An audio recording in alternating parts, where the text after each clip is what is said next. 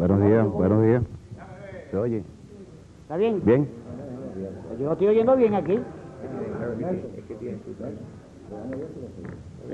Ponte arriba ahora.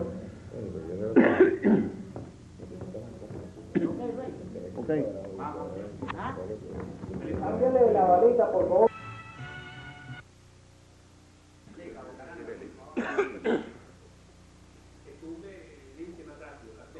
Sí, ya está.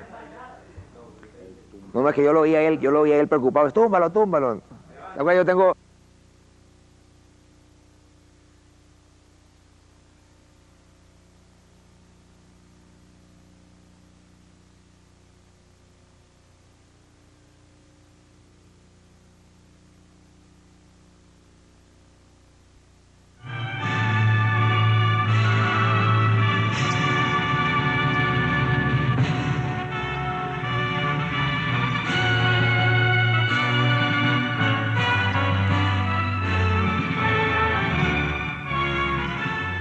Buenas noches, amigos. A 3 meses de haber dejado el gobierno por 5 años, el presidente Jaime Lucinchi hace su aparición por primera vez en televisión y en Venevisión esta noche. Han transcurrido además 100 días del gobierno del presidente Carlos Andrés Pérez y hay muchas preguntas que el país se hace en torno a Jaime Lucinchi, en torno a su actuación de presidente y su actuación en estos 3 meses. Están invitados esta noche Luis León Pérez, de Últimas Noticias, periodista, Jesús Eduardo Brando, periodista del Nacional, y se invitó a Ricardo Escalante, periodista del Universal, que se excusó a última hora por razones justificadas en no poder asistir. Me agrada además tener que asumir el papel de moderador aquí en Venevisión. En esta su primera intervención, y yo quiero comenzar de una vez directamente yendo al grano, porque cuando usted lo ve sentado aquí, cualquiera puede pensar que está sentado en el banquillo de los acusados, porque usted se lo ha acusado de manipular jueces, de ejercer presiones a los medios de comunicación, de haber manejado el otorgamiento de dólares en Recadi, de no haber tomado las medidas necesarias que el país le hacían falta por razones políticas, de haberse dejado engañar con el mejor refinanciamiento del mundo, de haber dejado el país en el momento en que la crisis estalló y el levantamiento popular y no haber regresado en ese momento. Es decir, han transcurrido 3 meses desde que usted salió del gobierno, y entonces yo creo que pues esas son algunas de las preguntas o cuestionamientos que en ese transcurso se han hecho muchos que a lo mejor no se las hicieron en esos 5 años. Bueno, muchas gracias a Venevisión por esta invitación que me ha hecho de venir a este programa para comparecer yo ante el país después de una ausencia de 3 meses. Y agradezco que esté en compañía de los distinguidos periodistas y amigos Nelson Bocaranda, Brando y León Pérez. Lamento la ausencia de Ricardo Escalante, quien es también un distinguido amigo y un distinguido profesional del periodismo. La verdad es que lo que tú me lanzas para iniciar el programa es poco menos que una granada de mano, y tendríamos que ir pues por partes. La primera pregunta que surge y que es obvio, que yo mismo me la estaba haciendo, es que ¿dónde estaba Jaime Lucinchi? ¿Por qué no hablaba? ¿Por qué no ha dicho nada en estos días? Yo creo que eso es interesante, porque, te repito, yo mismo me estaba haciendo la pregunta y creo que el país entero se la ha venido haciendo. Yo soy un militante político desde los 14 años y tengo un elevado, muy bien afirmado sentido de la disciplina, de la lealtad y de la solidaridad compañera. Y lógicamente en ese ejercicio de la condición militante he permanecido callado, esperando que las cosas buscaran un tanto su nivel y que fuese surgiendo de la dinámica misma la explicación de muchas cosas. Pero veo que no puedo permanecer callado más tiempo y que debo sinceramente hablar, y a eso he venido, de tal manera que celebro que tú seas el moderador, porque tú no tienes pelitos en la lengua ni trabas en la intención, y creo que interpretas el sentimiento público al hacer esas cosas. ¿Por qué no tomé las medidas? Esa es una buena pregunta. Pues sencillamente porque no estaba de acuerdo con ellas y porque no era el momento histórico oportuno ni era propicio a que se tomasen medidas de ajuste que requerían de un gran respaldo político que no era dable obtener en la circunstancia electoral. Si las medidas a que se refiere mucha gente son las medidas actuales, yo no estoy de acuerdo con ellas. Con ninguna. Es un problema de dimensiones, es un problema de dosis, como me gustaría decir como médico. Yo creo, desde luego, que aquí se requerían ajustes y se requería la toma de unas medidas que en el marco general pudieran asimilarse a estas. Pero en la dimensión en que han sido tomadas, yo no estoy de acuerdo. No estoy de acuerdo porque creo que aquí ha debido irse en una gradación que permitiera que el impacto de esas medidas no se revirtiera sobre el pueblo, no se revirtiera sobre las gentes de menores recursos. El impacto de las cifras acordadas para los ajustes y la celeridad en ellos es algo que, a mi juicio, no permite una asimilación por parte de la colectividad. Por otra parte, yo fui partidario siempre de negociar con el Banco Mundial y de negociar incluso con el Fondo Monetario Internacional, pero de negociar, no de aceptar la receta del Fondo Monetario Internacional, porque las recetas del Fondo Monetario Internacional no han resuelto nada en ningún país donde han sido aplicadas. De tal manera que, sintetizando, no tomé las medidas porque no eran ubicables en el tiempo histórico. Y si se trata de la dimensión de las actuales, yo no estoy de acuerdo. ¿Por qué? Porque no estoy de acuerdo con la receta del fondo y porque no estoy de acuerdo con la dimensión de las cifras de los ajustes. Ahora, presidente. Debo decir, perdóname, León Pérez, porque esto sí es importante y no quiero que se me olvide. Esas fueron políticas concertadas con la alta dirección de Acción Democrática y con el candidato presidencial. Presidente, ese Pero hay un punto quería consultarle algo. Perdóname que ya te conté. No obstante la explicación que usted ha hecho en relación a su posición frente al paquete de medidas, en algunos sectores políticos, inclusive de su propio partido, Sí. y a nivel de comentaristas de prensa, digamos, generalmente bien informados, Sí.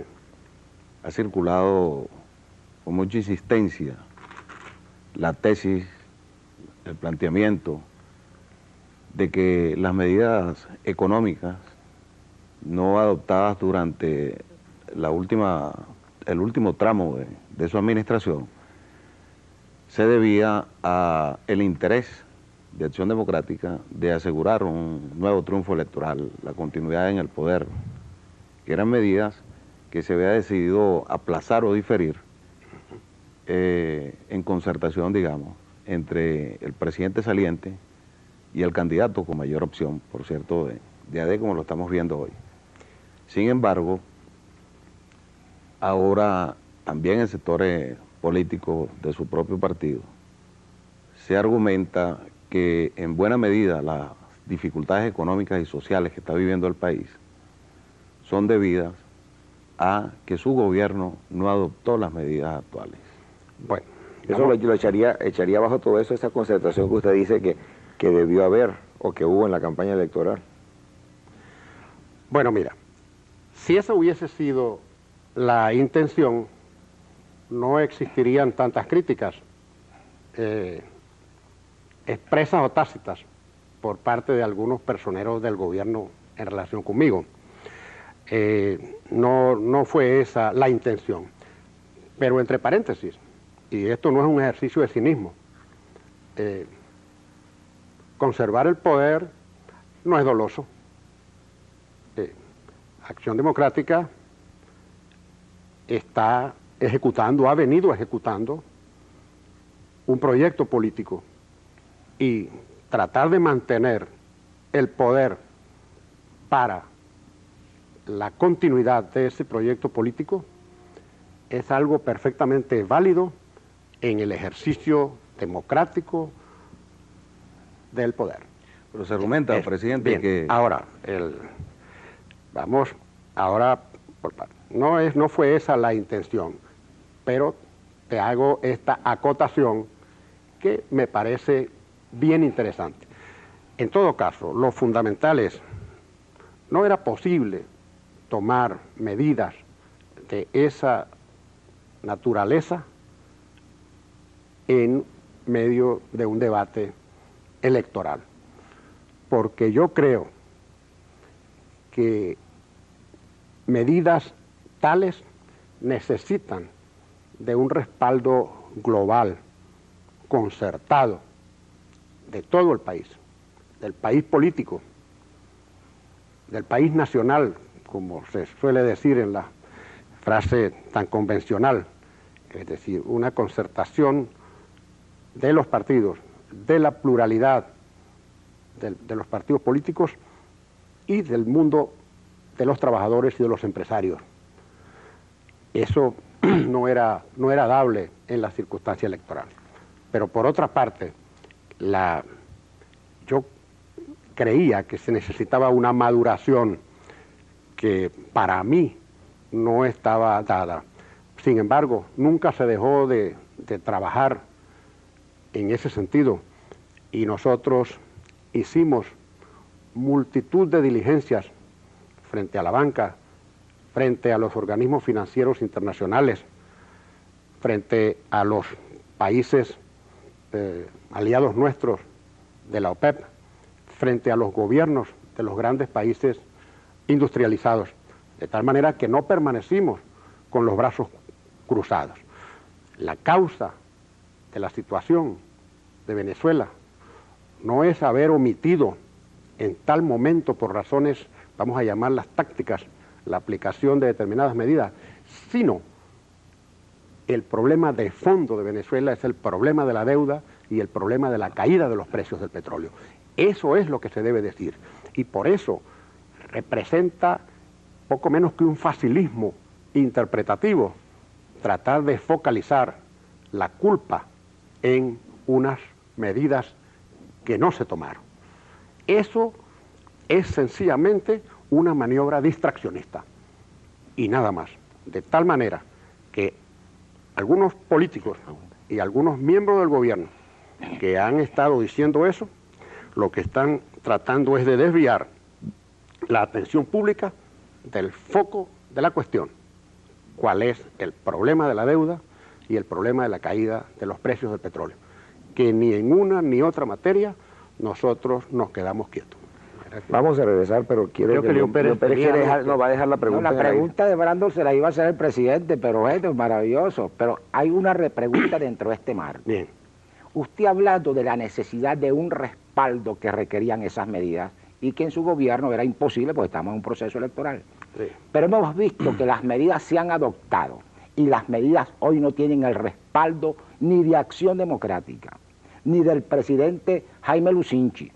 Y es sumamente grave observar que el buró sindical, la oposición, esa concertación de que se ha hablado, eso es puro aire, ahí no hay nada, presidente. Entonces, ¿cómo moderar la situación, cómo buscarle una salida cuando pareciera que el país pide un cambio de gobierno a solamente 3 meses de gobierno, y cuando el propio presidente Carlos Andrés Pérez ha dicho que pareciera que ya tiene 4 años y medio gobernando. Sí, yo he Vamos, venido... pero un momentico, presidente, vamos un momentico a los compromisos comerciales y regresamos para que conteste Lo la pregunta comercial de don Pérez. Lo comercial no es tiene ahorita... no es subsidiario. No, señor, es prioridad Eso ahorita vive. y son los que pagan estos programas. Así que ya volvemos después de estos muy importantes mensajes que tiene Venevisión. Continuamos el programa en entrevista a Jaime Lucinchi y ahora le toca responder lo que dejó en el aire León Pérez. Bueno, magnífico. Yo he ofrecido mi respaldo en forma expresa y he ofrecido mi silencio también, que es una forma de respaldar. El partido le ha ofrecido su solidaridad al presidente Pérez. El problema es que esa solidaridad, ese silencio y esa solidaridad mía, expresamente dicha, no ha sido correspondida por algunos miembros del gobierno. Y entonces van al señalamiento de que la culpa de las cosas la tiene el gobierno anterior. ¿Del gobierno o del partido? Porque eso sería bueno decirlo. Si es del gobierno o del partido los que están en el gobierno. Sí, bueno, un ministro que ha ido a explicar cosas a los otros partidos y el partido ha tenido Y hasta en el expresiones Congreso. absolutamente inconvenientes en relación conmigo. Pero yo no voy a nombrar personas porque eso no me interesa. Algún día podríamos nombrarlo. Ahora, el problema está en que realmente la instrumentación de políticas tiene que ser y es un proceso de ajustes. Y yo creo que el presidente Pérez ha estado haciendo ajustes al paquete original. Lo que pasa es que yo creo que hay que hacer otros ajustes. El presidente ha tenido en estos días reuniones importantes con el gabinete económico, cuyas decisiones desde luego no conozco. Pero el presidente Pérez, Carlos Andrés Pérez, es un buen táctico. Y lo sabemos, Carlos Andrés se sabe mover, es un político de larga experiencia y nadie duda de su inteligencia y de su vocación de servicio público. De manera que yo creo que esos ajustes sí van a venir y sí podrían venir. Ahora, yo creo desde luego que hay que ampliar el área de la concertación y que hay que ir a una conversación más amplia en el mundo político, con los partidos políticos, porque aquí, dejémonos de tonterías, esta es una democracia de partidos, y los partidos en Venezuela tienen categoría constitucional. Entonces, no se trata de ningún invento, ni de ninguna cosa extraña, el que tratemos de lograr una concertación lo más amplia posible en el área de los partidos. Yo soy partidario de eso y estoy seguro, no estoy autorizado para hablar por él, que el presidente también lo desearía. Es que la concertación tendría que empezar por los adecos, que son los que están más separados que nadie. Han dejado solo tanto al presidente, por una parte, el presidente Pérez, como a usted también en algún momento. Yo creo que la concertación empezaría por casa. Yo no creo más que llamar a otros partidos. Déjate de travesuras, pero el problema, el partido le ha ofrecido al presidente su respaldo, porque esa es la línea aprobada. Pero los sindicalistas, ahí va el paro de los trabajadores. El paro no ayuda, sinceramente. Y no ayuda al país ni al gobierno, creo yo. No ayuda ni al país, ni al gobierno, ni al propio movimiento obrero, porque estamos corriendo un riesgo muy grande con ese paro. Y yo me atrevería, no me cabe escapatoria en este instante que decirlo, porque sería de mi parte un ejercicio de cobardía al cual no estoy acostumbrado, invitar a los dirigentes obreros a que reflexionaran sobre ese asunto, porque estamos frente a una disyuntiva peligrosa. O el paro triunfa, es un éxito, además del daño que hace a la economía nacional, y entonces vulnera al gobierno y al propio sistema de partidos. Y si fracasa, vulnera gravemente a la CTV, lo cual desde luego es contrario al interés nacional, porque nosotros necesitamos una CTV fuerte, cada vez más cohesionada. Sí, pero no una CTV, presidente, que diga que tiene que cerrar la gente obligatoriamente, o le queman o le saquean los eso negocios. A mí me parece, eso es más grave. No sé, es como para no creer esa declaración. Como para no creerla, yo creo que evidentemente se trata de una exageración y de un tremendismo verbal que no se corresponde con la seriedad del momento que vivimos. A mí me parece que una amenaza de esa dimensión es algo muy grave y hay que tener mucho cuidado en no confundir lo que se llama huelga general con propósitos de presión política a una huelga general que pudiese desembocar en una intención de carácter insurreccional. En Venezuela, las huelgas generales que se han hecho, nosotros no tenemos tradición de huelgas generales, han sido para derrocar a los gobiernos. Y por eso será que mucha gente tiene el temor. Sin embargo, yo creo en la alta responsabilidad de los dirigentes sindicales venezolanos, de la dirigencia obrera, está en la CTV, y creo desde luego en su patriotismo y en su honorabilidad. Yo estoy simplemente haciendo observaciones para que no se confunda lo que está planteado como un acto, como un movimiento de presión sindical política, no puede confundirse con otra cosa. De tal manera que eso de hacer una huelga general obligada, eso distorsiona la situación, porque desde luego es la utilización de una presión indebida para obtener una demostración que no se obtiene por el solo llamado político. Ahora, hay un hecho concreto, presidente. ¿Entiendes lo que quiero decir? Sí, hay un hecho concreto, presidente. Hay una cuestión aquí. Que es lo siguiente, permítame un segundo, ¿verdad? Bueno. Del Pino estuvo, si no alzado, en rebeldía frente a su gobierno. Y ahora pareciera que es igual, porque fíjese usted, el propio Cheli dice en el CEN de que el Buró Sindical no consulta una medida, una acción de tanta monta política como usted lo acaba de señalar ahora. O sea que el Buró Sindical anda por su lado y el CEN por el suyo, el partido por el suyo. ¿Cómo es eso? Lo que decíamos, que están separados, divididos. Esa pregunta es buena. Evidentemente que el partido le ha dado tradicionalmente a sus dirigentes sindicales una autonomía para el manejo de las materias propiamente sindicales. Pero esto es una cuestión de carácter político y desde luego, a mi juicio, compete a la dirección política decidir. De AD contra D. Por lo menos ese es mi criterio. De AD contra D. Mire, atendiendo al ritmo de flexibilidad que lleva el programa y sobre ese punto tan interesante de la concertación, pareciera, presidente, que al gobierno del presidente Pérez, al gobierno de Acción Democrática, se le olvidó consultar al personaje más importante para esa concertación, que es el pueblo.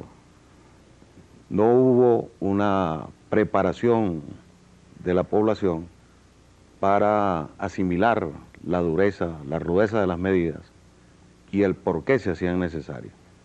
De alguna manera, pues, esto ha sido un factor primordial en los problemas de convulsión social, el malestar de convulsión social y la explosión que presenciamos el 27 de febrero. Ahora estamos hablando de concertación, sin embargo, hay posiciones contrapuestas, antagónicas y bastante irreconciliables en apariencia entre las posiciones de la CTV, del sector empresarial y del propio gobierno, que luce un poco como aislado, en oportunidades que se está anunciando una nueva liberación de precios a partir de finales de mayo. No se ha planteado a la población ninguna alternativa para poder enfrentar la situación tan difícil que se nos viene encima. Y dentro de ese mismo contexto yo quisiera preguntarle algo sobre lo que nos hemos olvidado noticiosamente en los últimos tiempos, que fue el anuncio durante su gobierno de que Venezuela pagaría en función de sus ingresos petroleros, en función de los cuales se había endeudado, y que para ello se había previsto la cláusula de contingencia. Sí. El presidente Pérez en su campaña puso mucho énfasis en que no sacrificaría el desarrollo del país en función de la deuda. Sin embargo, vemos que las promesas, los ofrecimientos, las esperanzas de dinero fresco se siguen repitiendo y no se concretan. La situación del país se sigue agravando social, económicamente, políticamente, y no se ha vuelto a hablar de la aplicación de la cláusula de contingencia. Sí, ciertamente tú tienes razón, y ahí está la médula de mi discrepancia. Es un problema de instrumentación de las medidas. Las medidas en su dimensión y en su montaje, ¿verdad?, adolecieron de ese error que tú apuntas.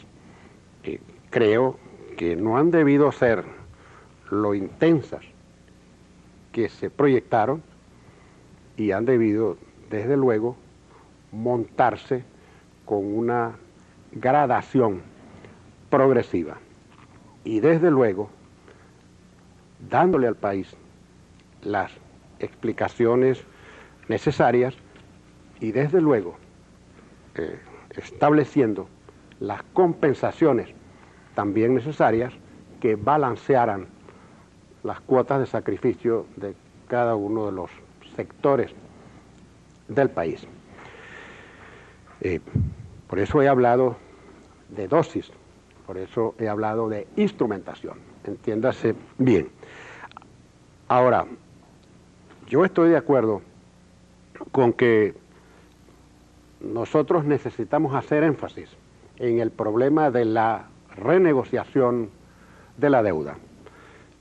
Yo dije, recogiendo un sentimiento nacional, por otra parte, no era una invención mía, de que nosotros nos habíamos endeudado en función del petróleo y de que debíamos pagar en función del petróleo. Los precios del petróleo se nos cayeron a nosotros dramáticamente, hasta menos de un tercio de lo inicial, cuando esa deuda fuera adquirida, y sencillamente debemos ajustar las cosas a esa capacidad de pago del país. Nosotros no solo debemos apelar y hacer uso de la cláusula de contingencia que está allí firmada por los bancos y firmada por nosotros y que obliga a unos y a otros, sino que nosotros tenemos que repetirle a los gobiernos de los países industrializados que Venezuela no puede soportar esa carga, que Venezuela debe ajustar sus pagos a su capacidad real. Venezuela es un país demasiado importante desde el punto de vista estratégico de la democracia, y los grandes países industriales democráticos tienen una obligación con Venezuela. Yo hablé no de que me engañaran, sino del supuesto engañoso de unas ofertas, del supuesto engañoso, que es distinto. De tal manera que no pequé de exceso de candidez, sino sencillamente de que en los términos de la relación las cosas se plantearon de un modo tal que estábamos frente a lo que, analizado posteriormente, era un supuesto engañoso, de que iban a venir recursos a Venezuela suficientes para atenuar el impacto de la situación. Voy a dejar en el aire, presidente, una preocupación enorme que hay en el país, porque el país entiende ante estas averiguaciones tan grandes, investigaciones que se hace de recadi, de robos, manipulación de dólares y todo esto, que en el país se acabó el dinero, pero que no fue porque bajó el petróleo ni porque se pagó la deuda, sino porque se lo robaron. Entonces eso lo entiende mucha gente así, y eso es lo peligroso. Ayer inclusive en un programa, uno de los investigadores como este hablante decía que si no llevaban presos grandes, peces gordos grandes, se planteaba ante el país o una insurrección popular o un golpe militar. Y como el golpe o la opción militar aparece como segunda alternativa para muchos venezolanos, según la encuesta de la Universidad del Zulia, eso es preocupante todo esto. Yo quiero dejar esa preocupación que comparto con mucha gente en este momento para regresar después con ustedes.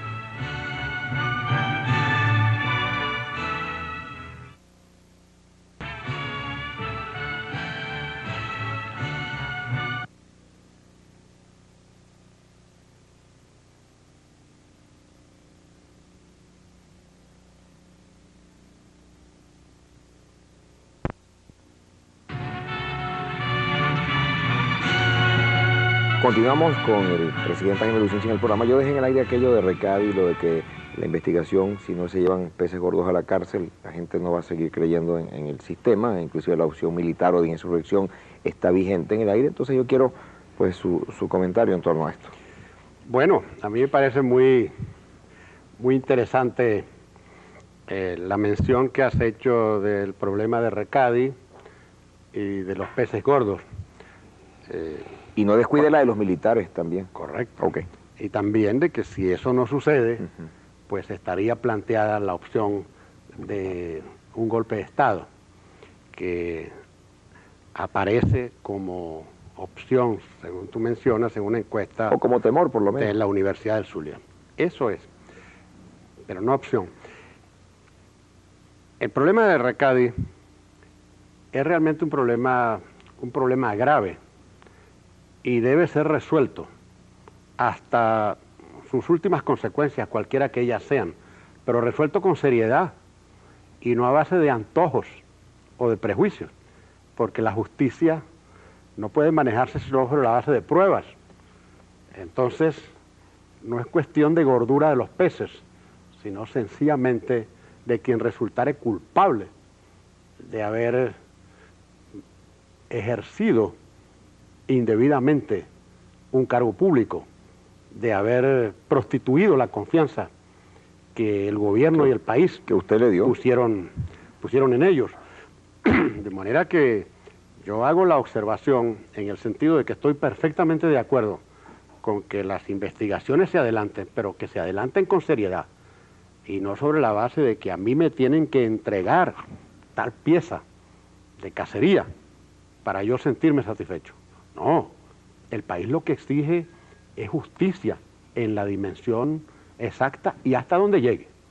De manera que en ese sentido concuerdo perfectamente, pero con así sea Blanca Ibáñez, observación. así sea Blanca Ibáñez, porque eso pareciera que es una de las piezas. Bueno, esa es la pieza de cacería que están buscando aquí muchos, pero en realidad la pieza no es Blanca Ibáñez, soy yo. A Blanca Ibáñez se la está utilizando simplemente como una chivita expiatoria en este caso. El verdadero blanco soy yo y en ese sentido pueden investigar lo que quieran en relación conmigo y lo que quieran en relación con Blanca Ibáñez, porque yo estoy en capacidad de afirmarle al país que no encontrarán nada, porque nada existe. Yo asumo la responsabilidad de decir que Blanca Ibáñez jamás tuvo nada que ver con el otorgamiento de dólares y que desde Miraflores no se ejerció jamás presión alguna para que dólares fuesen otorgados a determinadas personas o empresas. Se trata de una manipulación criminal que yo denuncio con toda responsabilidad al país. Y le garantizo, no solo lo que digo por mí, sino lo que digo acerca de Blanca Ibáñez. Eso lo garantizo y asumo la responsabilidad plena de mis palabras. Desde Miraflores nunca se ejerció presión sobre el Ministerio de Hacienda ni sobre Recadi. Allí están quienes ejercieron el ministerio y quienes ejercieron posiciones rectoras en Recadi. Miraflores recibió presiones, que es distinto, y unos cuantos de los que hoy se rasgan vestiduras y aparecen como señaladores de responsabilidades en la cúspide del poder en Venezuela durante mi gobierno, ejercieron presiones indebidas sobre Miraflores y sobre el Ministerio de Hacienda para que se les otorgasen dólares y para que se les otorgasen peticiones a ellos en el sentido de darles, por ejemplo, propaganda, de darle la publicación de las listas que Recadi hacía cada 15 días o cada mes en función de sus intereses mercantiles. Yo digo aquí con toda responsabilidad que el diario El Nacional ejerció presiones sobre Miraflores y ejerció presiones sobre dirigentes políticos venezolanos a los fines de obtener ventajas en el otorgamiento de dólares preferenciales para papel y para maquinarias y para insumos diversos de ese diario. Y estoy en perfecta capacidad de decirlo así porque estoy enterado de quiénes fueron los que hicieron las llamadas correspondientes y cómo esa campaña en buena parte está sustentada en la posición de mi gobierno de atenerse a las disponibilidades de recursos en divisas y de atenerse a lo que la justicia distributiva señalase. De tal modo que no tengo ningún temor con respecto a las investigaciones que se hagan. Y véase cómo los documentos que está publicando el Nacional, que corresponden a documentos públicos, y el manejo de documentos públicos es algo prohibido por la ley, pero bien, no nos desviemos de eso. Las publicaciones que se han hecho, a la simple lectura, como decía la doctora Ibáñez en su carta al director del Nacional, revelan que se trataba simplemente de referir al organismo correspondiente una petición hecha por ciudadanos en propia representación o en representación de empresas. La Constitución Nacional obliga al funcionario público a responder las peticiones que se le hagan. En Miraflores se manejaron durante mi gobierno directamente unas 210 o 212.000 cartas por la Secretaría Privada de la Presidencia de la República. Y las que entraron por la vía del correo o llegaron a Miraflores al área que se llamó allá de coordinación de la correspondencia en la Secretaría Privada de la Presidencia. Y se manejaron mucho más de 30 o 40.000 cartas entregadas al presidente de la República o a funcionarios que las traían directamente a Miraflores. Esas cartas fueron procesadas y contestadas. Y allí están los archivos de Miraflores para demostrarlo. Quien quiera citarlo, quien quiera averiguar lo que hay en ese archivo, puede perfectamente recurrir a los mecanismos de la justicia que existen claramente para que lo averigüe. De tal manera que no se siga engañando al país con esto de pretender señalar responsabilidades para quien solo se ha limitado a cumplir con su deber. Eso es algo absolutamente indebido.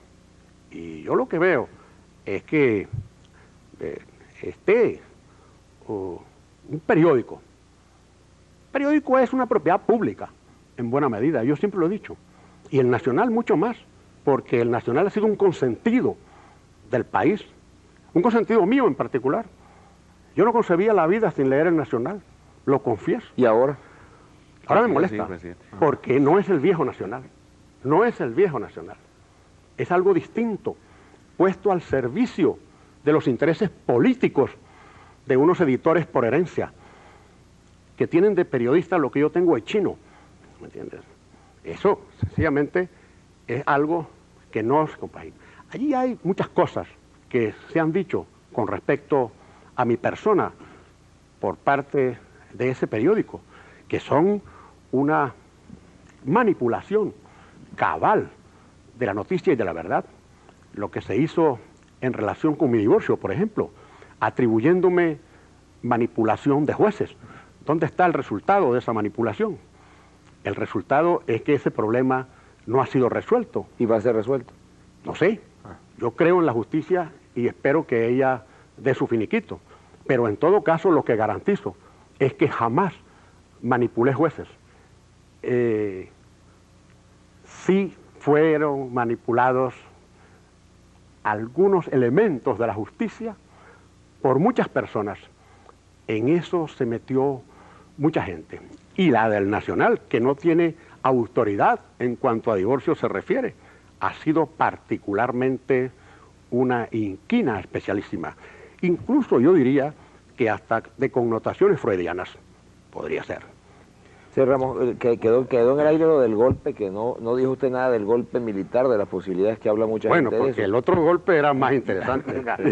Bueno. Pero sí, mira, es muy importante y creo que lo debo decir. Y perdóname que yo hubiese respondido con vehemencia a esta pregunta tuya, porque eso para mí está en la médula de la cuestión. Aquí estamos, en buena medida, utilizando algunos medios,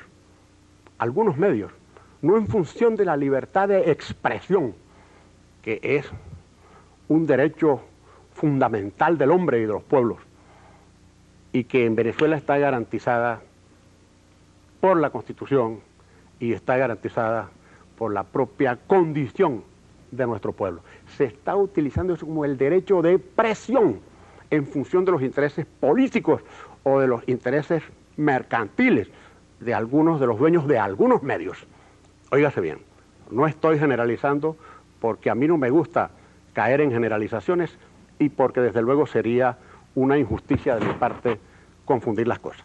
Pero yendo a la pregunta, a la cola de tu pregunta, yo digo que lo que tengo entendido señalaba una encuesta reciente hecha en el Zulia, era sencillamente, eso era como una suerte de temor, pero no una opción, porque yo conozco esa encuesta y conozco otras encuestas y lo que señalan es precisamente que creen en la democracia y que se oponen al establecimiento en Venezuela de un gobierno de fuerza.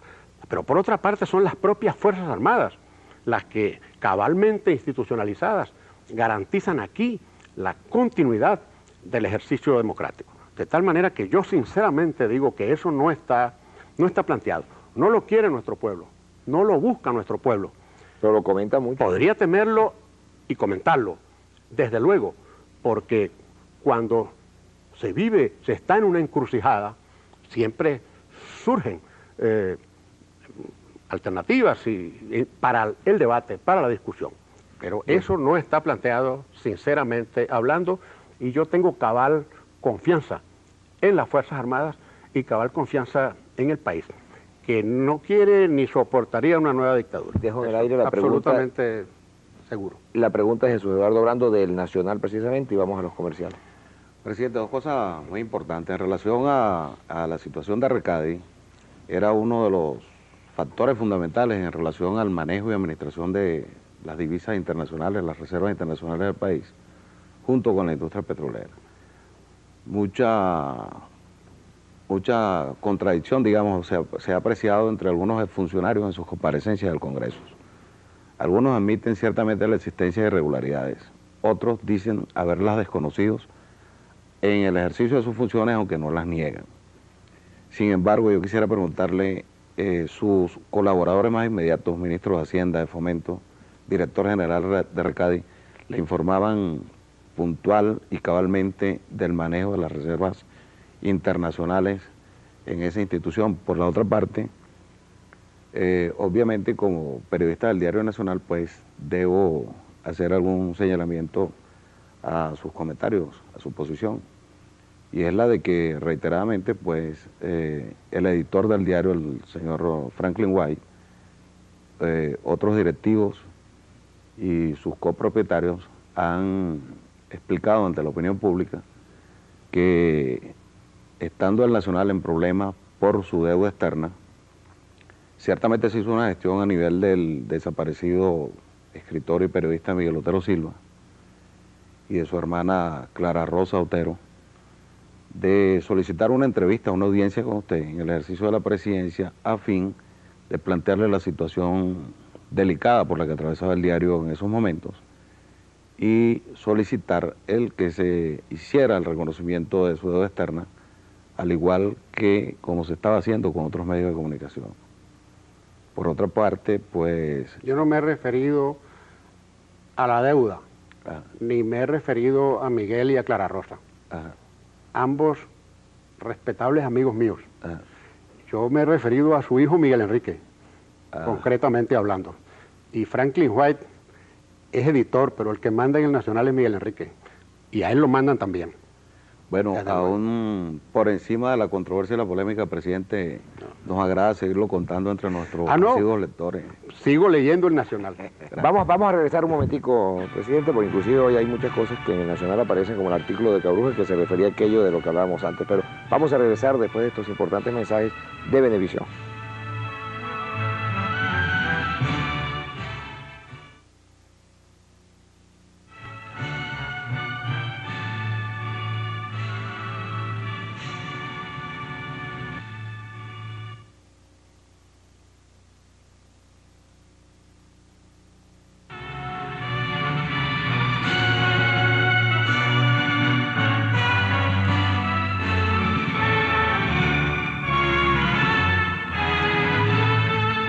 Continuamos con el programa con el presidente Jaime Lucinchi, el expresidente de la República, y dejó Brando pues Sí. mención muy directa al Nacional y mención directa a otros problemas. Sí.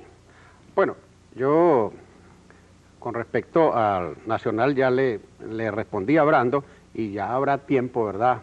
Porque ahora sí no me voy a quedar callado, de extenderme en consideraciones y en desarrollos acerca de esta polémica tan desagradable. Lo de los ministros. Reitero mi respeto por Miguel, quien fue un gran amigo mío y a quien admiré ciertamente como intelectual y como persona.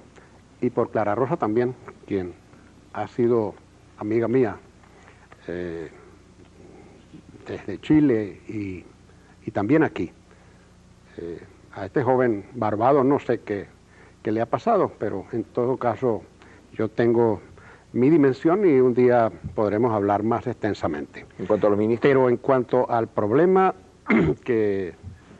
De Recadi y los ministros, si le informaban a Los usted. ministros Correcto. de Hacienda, Fomento, el director general le informaban puntual y cabalmente. de En la cuanto carta a la de- distribución de las divisas, no.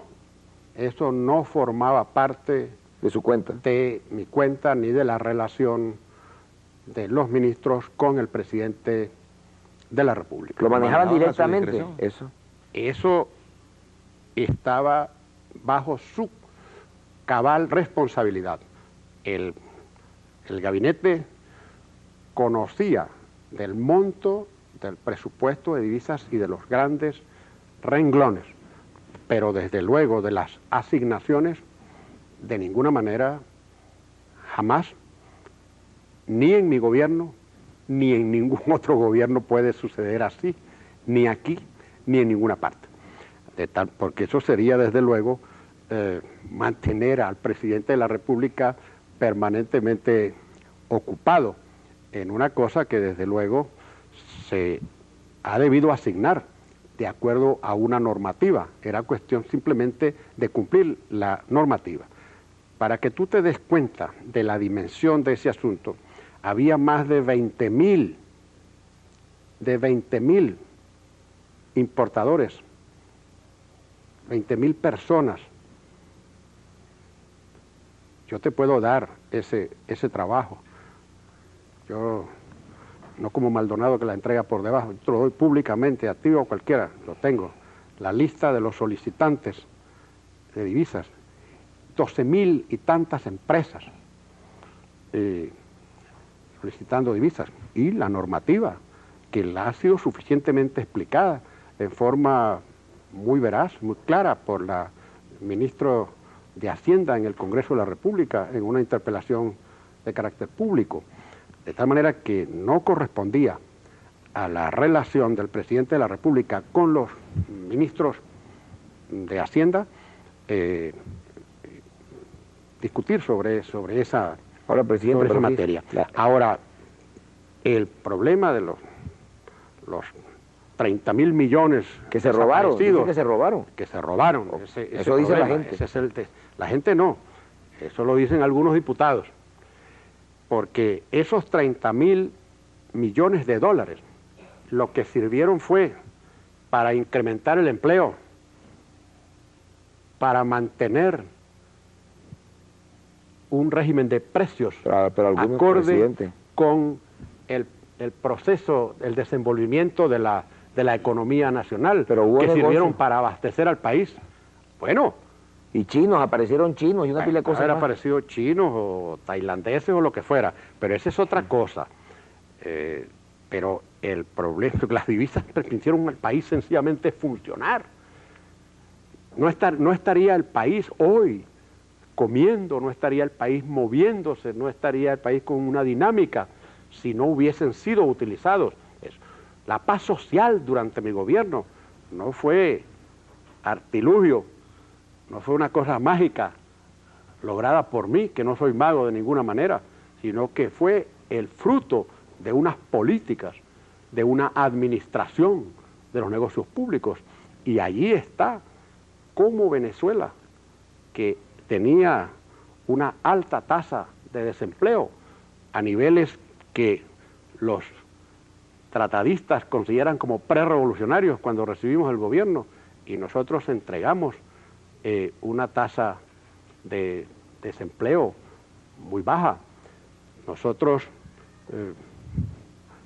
dinamizamos la actividad económica del país y nosotros garantizamos el abastecimiento de sus industrias, el desarrollo de su agricultura y la realización de obras de infraestructura importantes.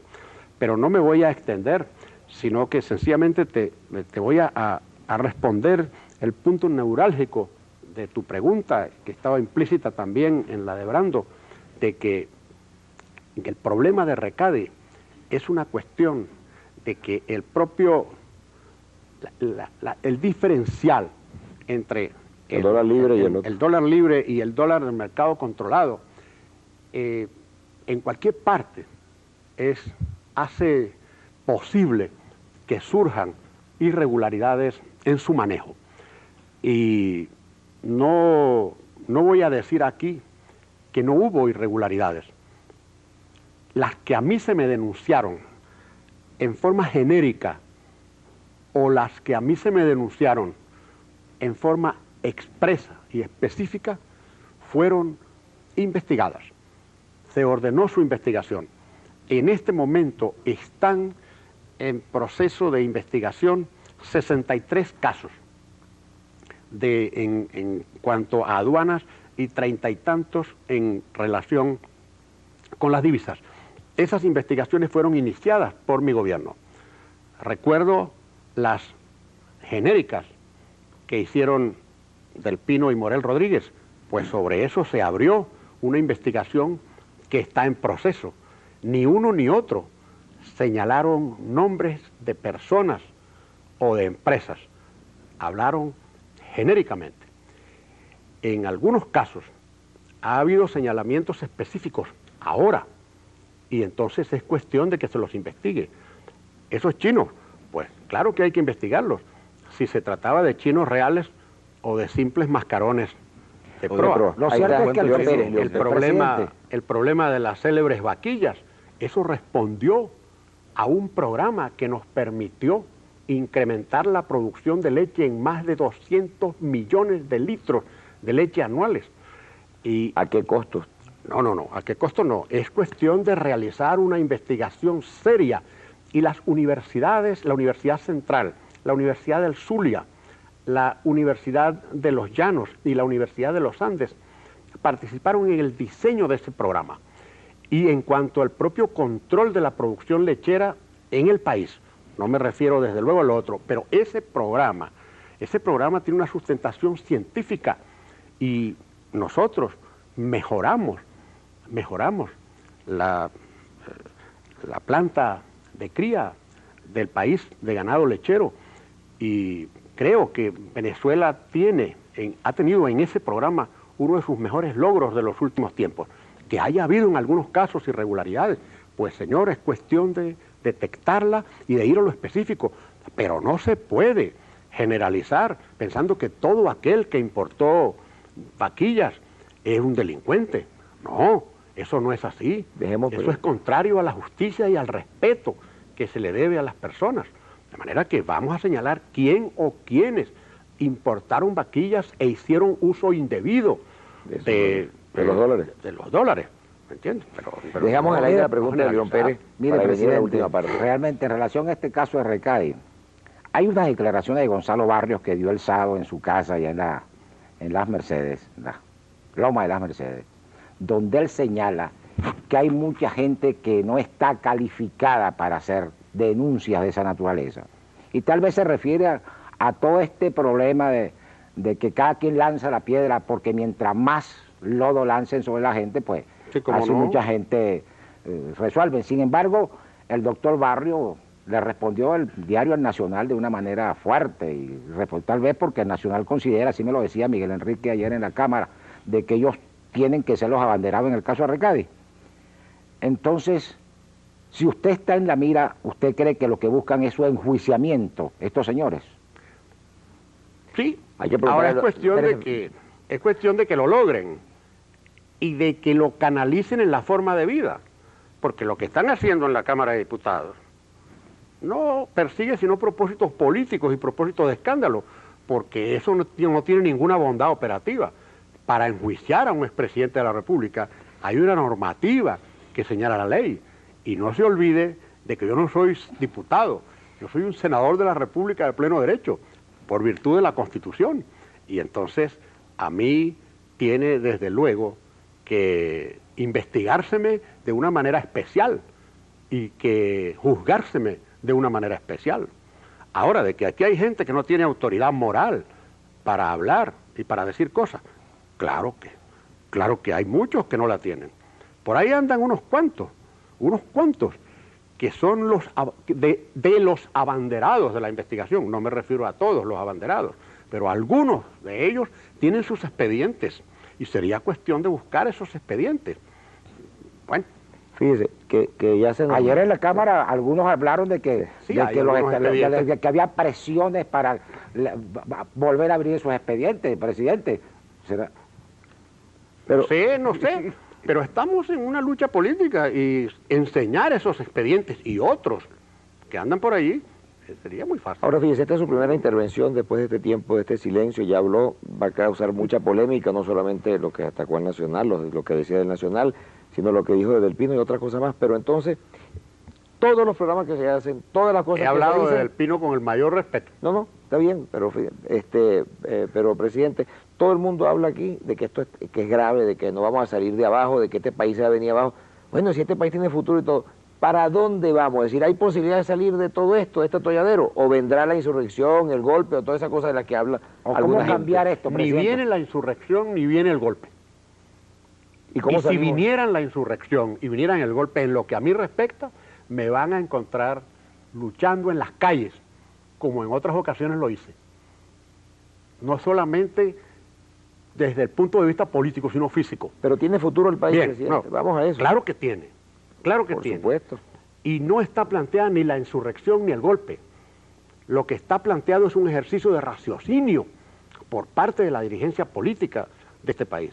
Un entendimiento al más alto nivel, porque no puede supeditarse la conducta de las organizaciones políticas y de las personas a intereses circunstanciales. No puede pretenderse una solidaridad tarifada al precio tal de que usted me da su solidaridad porque yo podría devolverle a usted en especies o en acción política su generosidad. Ni tampoco puede supeditar una organización política su conducta pública a intereses coyunturales internos de esa organización política. Estamos en una maratón de demagogia en Venezuela, condicionada en buena medida por situaciones internas de las organizaciones políticas, porque en busca del liderazgo dentro de esas organizaciones, entonces se olvida la verdad, se olvida la justicia, se olvida la más elemental caballerosidad y la más elemental gallardía. De tal modo que yo hago aquí un llamado a todas las organizaciones políticas para que nos sentemos a discutir la cuestión nacional y para que pongamos por encima de situaciones subalternas lo que es interés supremo del país. Venezuela tiene las mejores condiciones para superar la actual situación. Venezuela tiene una economía estructuralmente sana, como todos lo sabemos. Venezuela tiene un país joven, un país ganoso, un país extraordinario, y un país que quiere y admira el orden, un país que quiere vivir en paz. Eso de decir que el pueblo venezolano se alzó es mentira. Aquí hubo una manipulación del lumpen, no una manipulación, del lumpen, como se dijo con respecto a algo que yo afirmé a mi regreso al país. Hubo una manipulación del lumpen, pero aquí el pueblo no participó en los sucesos del 27 de febrero. Eso no es verdad. Ya vendrá la hora de analizar eso también y por qué se produjo.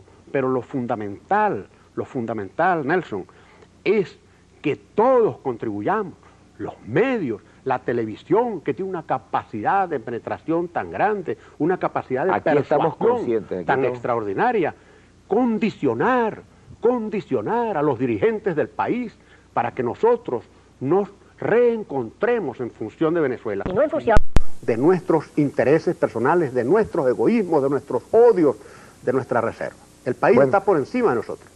La primera hora de su aparición se acabó. Muchas gracias, Jesús Eduardo Brando, gracias a Luis Pérez de Últimas Noticias y gracias a usted por hacer la aparición. Muchísimas gracias a Venevisión y muchas gracias a ustedes. A mí me gustaría que me volvieran a invitar. ¿Cómo no? Lo invitaremos porque creemos aquí en Venevisión que Venezuela sí tiene futuro y puede salir de... Así que ya volvemos a vivir. Así.